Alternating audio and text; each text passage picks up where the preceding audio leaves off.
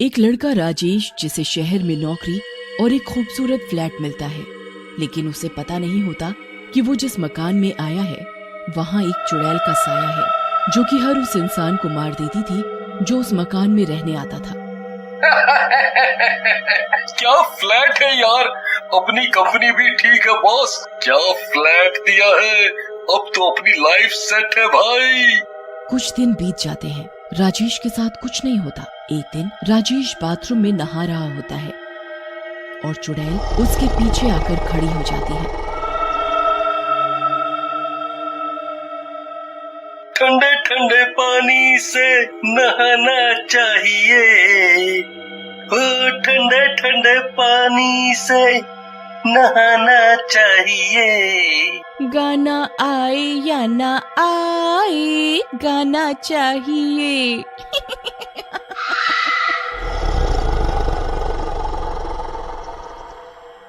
यार मेरे क्या कान बज रहे हैं, क्या गाने की आवाज कैसी।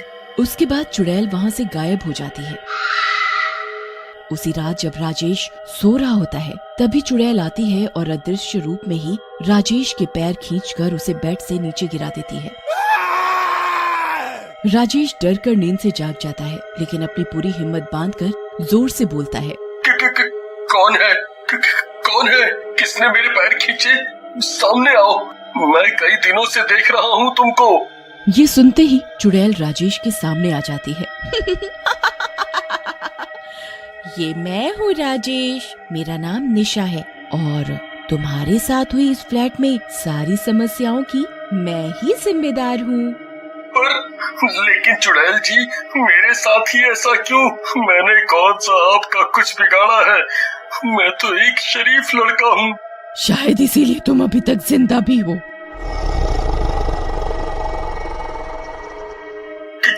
क्या मैं एक बात आपसे पूछ सकता हूँ कि आपकी इस हालत का जिम्मेदार कौन है? हाँ बिल्कुल, क्योंकि तुम एक अच्छे लड़के हो। मैं तुम्हें अपनी सारी पुरानी बात बताऊंगी। मेरा नाम निशा है और मैं जब जिंदा थी तो बहुत ही खूबसूरत और अमीर हुआ करती थी, लेकिन मैं राज नाम के एक दूसरे लड़के से प्यार करती थी, लेकिन मुझे नहीं पता था कि उसके क्या इरादे हैं। राज, तुम मुझे कितना प्यार करते हो? जान, तुम्हें पता है, अपनी जान से भी ज्यादा। निशा और राज बात कर ही रहे होते हैं कि तभी राज का दोस्त शामू वहाँ आ जाता है। राज निशा को वहाँ से जाने के लिए बोलता है और निशा वहाँ से चली जाती है।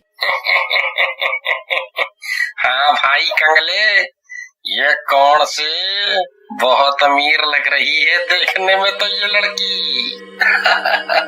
हाँ यार, रहती है हमारे मोहल्ले में, पागल है तेरे भाई के प्यार में।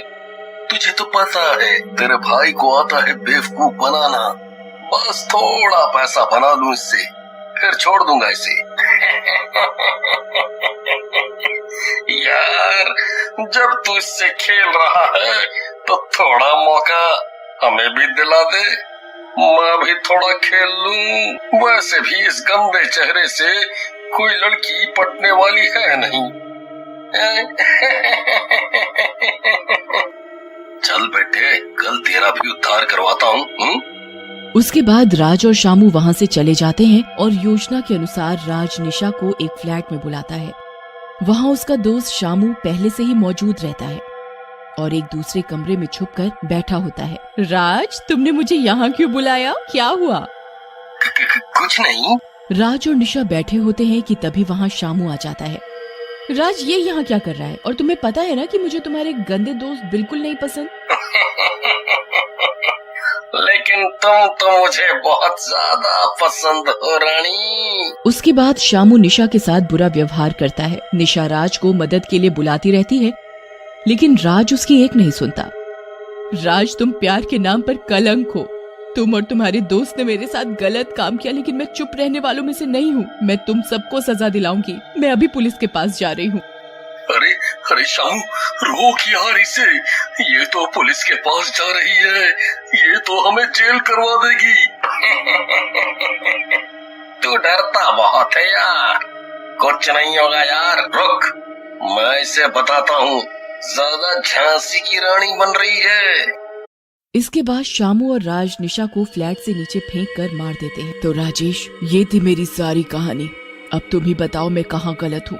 मैं जब तक उन दोनों को उनके अंजाम तक ना पहुँचा दूं, मैं ऐसे ही भटकती रहूंगी।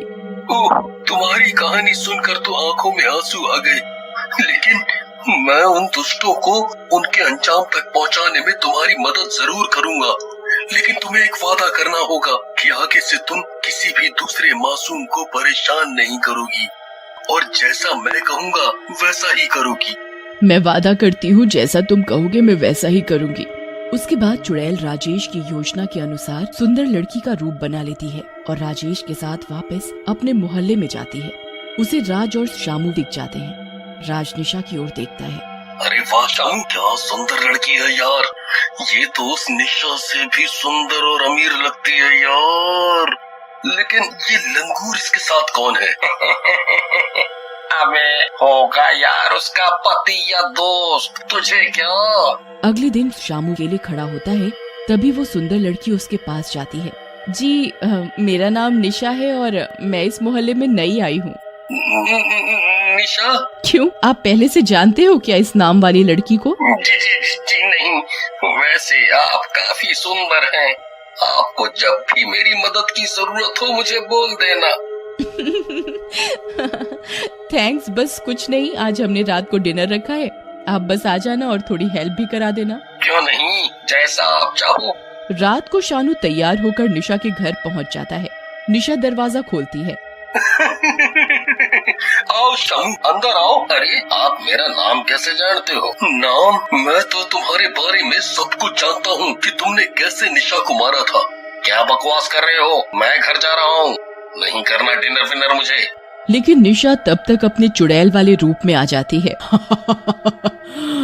तुझे डिनर नहीं करना तो क्या, लेकिन मुझे तो डिनर में तेरा खून पीना है। ऐसा कहकर निशा शामू को गर्दन से पकड़कर उठा लेती है और सामने की दीवार पर एक कील पर उसका सिर मारती है। शामू के सिर से खून निकलने लगता है और वह मर जाता है। फिर अगले दिन राज अकेला खड़ा होता है कि तभी निशा उसके पास जाती है। राज, मेरे पति बहुत गंदे हैं। मुझे बिल्कुल प्यार नहीं करते, वो काफी शराब पीते हैं। तुम काफी शरीफ लड़के लग रहे हो, मेरी मदद करो प्लीज। अरे वाह राज, तेरी भी क्या किस्मत है। सारी खूबसूरत लड़कियां तेरे पास ही आती हैं घूम फिर कर। इतना खुशकिस्मत तो सलमान खान भी नहीं है। ठीक है जी, मैं आपके पति को समझाऊंगा। वैसे क्या नाम है आपका? जी, निशा। निशा? जी हाँ, वैसे क्या बात है, आप तो ऐसे चौंक रहे हैं जैसे आप कई निशा नाम की लड़की को जानते हैं। वैसे ये कार्ड ले लो, मैं यहीं पर रहती हूँ, आप रात में घर आ जाना प्लीज। राज कार्ड ले लेता है। उस कार्ड में उसी फ्लैट का पता होता है जहाँ राजेश रहता है और निशा को जहाँ से राज और शामू ने धक्का दिया होता है। जी नहीं, ऐसी कोई बात नहीं। अरे ये क्या? अरे क्या हुआ, आप तो ऐसे चौंक रहे हैं जैसे इस पते को आप पहले से जानते हैं। अरे ऐसी कोई बात नहीं है, मैं आ जाऊंगा। राज शाम को उसी फ्लैट में आ जाता है। इस बार राजेश दरवाजा खोलता है। कौन हो भाई तुम? शक्ल से तो बीड़ी के कारखाने के मजदूर लगते हो, क्या काम है? पहले तो तमीज से बोलिए। मेरा नाम राज है और मैं निशा का दोस्त हूँ। निशा के दोस्त हो? अच्छा तो आओ मिल लो निशा से। अंदर चुड़ैल आधा निशा का रूप और आधा चुड़ैल का रूप बनाकर बैठी होती है। राज बहुत डर जाता है। तुम निशा, तुम जिंदा कैसे हो गई? और ये सब क्या है? हमने तो तुम्हें मार दिया था। मैं जिंदा नहीं, चुड़ैल बनकर भटक रही हूँ तुम्हारी वजह से। ऐसा कहकर चुड़ैल राज को खिड़की से नीचे फेंक देती है और चुड़ैल रूप से अपने नॉर्मल और सुंदर रूप में वापस आ जाती है।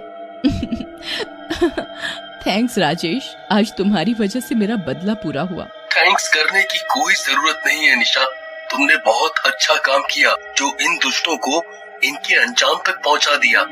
वैसे एक बात बताऊं, शायद मुझे भी तुमसे प्यार हो गया। हाँ मुझे भी, पर अब कोई फायदा नहीं, मुझे जाना होगा, तुम अपना ध्यान रखना।